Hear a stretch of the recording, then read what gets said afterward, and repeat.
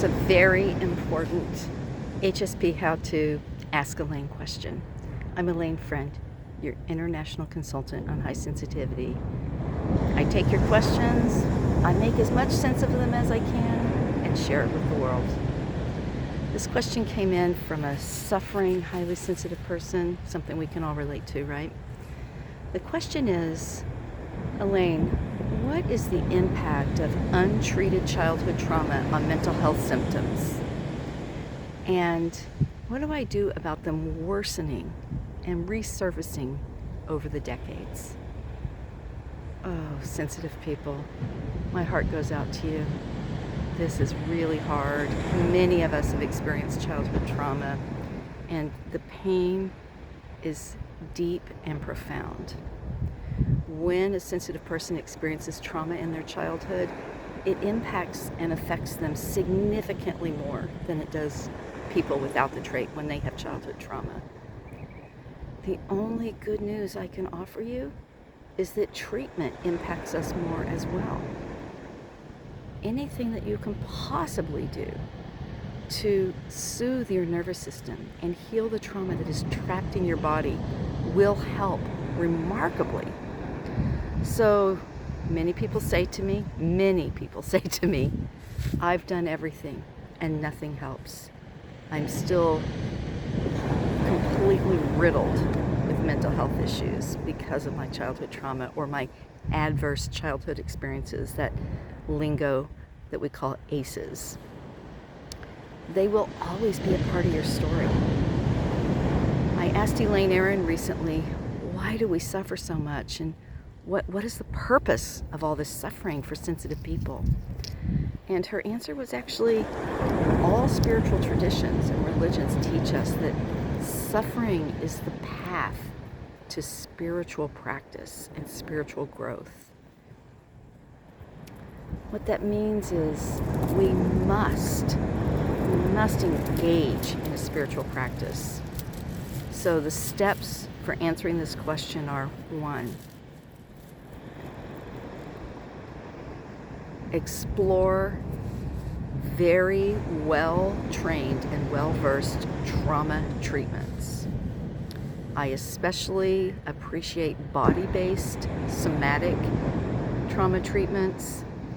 I've used EMDR and brain spotting with some success with my clients, and I've experienced them as well, and I do experience some relief. I think it's very helpful to use EFT tapping.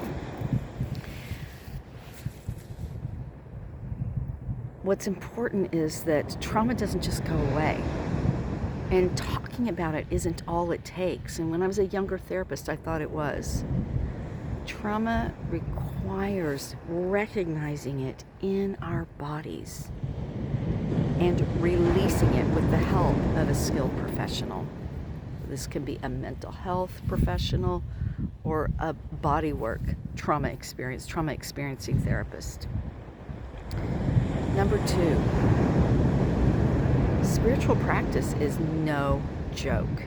If you have religion, it's so important that you take it seriously. I'd like each of you to consider yourself a monk in your chosen spiritual practice or religion. When you are experiencing severe impacts of trauma, and it's been going on for decades, what happens is it becomes your existence, your way of being, a complex. And it's very hard to change that and to let it go. So it doesn't matter which religion, as long as it has not traumatized you. Whatever you choose, even if it's a secular spiritual practice, what is going to make a huge difference for you is to do it constantly. To pray and meditate in whatever way that might be. I could sit here on the beach and move sand from one hand to the other until it's gone, and then start over again with the mantra, may I be free from suffering and the root of suffering. May I be free from suffering and the root of suffering. May I be free from suffering and the root of suffering.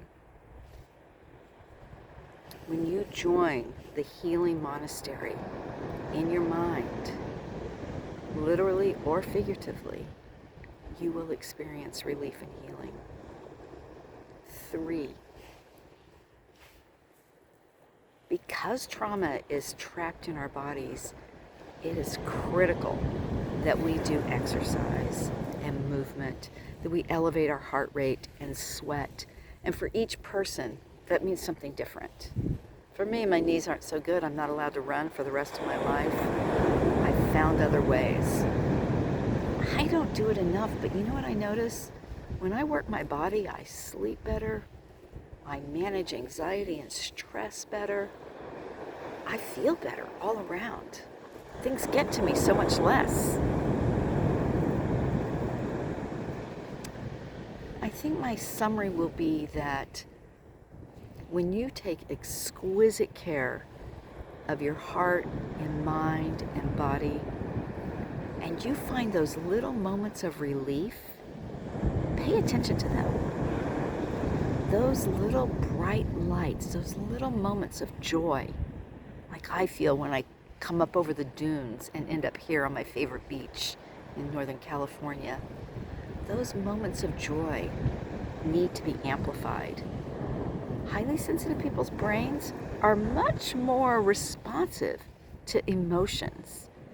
And you probably think that they're mostly responsive to negative emotions, but that's actually not true. Functional MRI studies and the research show us that sensitive reactive brains fire more on positive emotions. So right now, for just a moment, maybe this isn't your happy space, you can just borrow mine. Look out at the beach, look out at the ocean. Turn the corners of your mouth up. Soften your gaze or close your eyes and listen to the waves and the sound of my voice.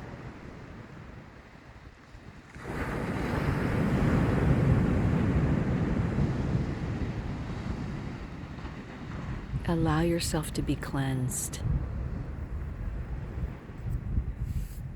And if you don't have an amazing spiritual or mental health healer in your life, I ask you, as soon as you finish this video, to start your search for one. If they don't understand highly sensitive people, that's okay. You can educate them. If they're not open to the education, they're not the right person for you. My heart goes out to all of you, and I know that it's hard. I also know that you have the strength of spirit and the gift of a complex and deep inner life that will carry you through.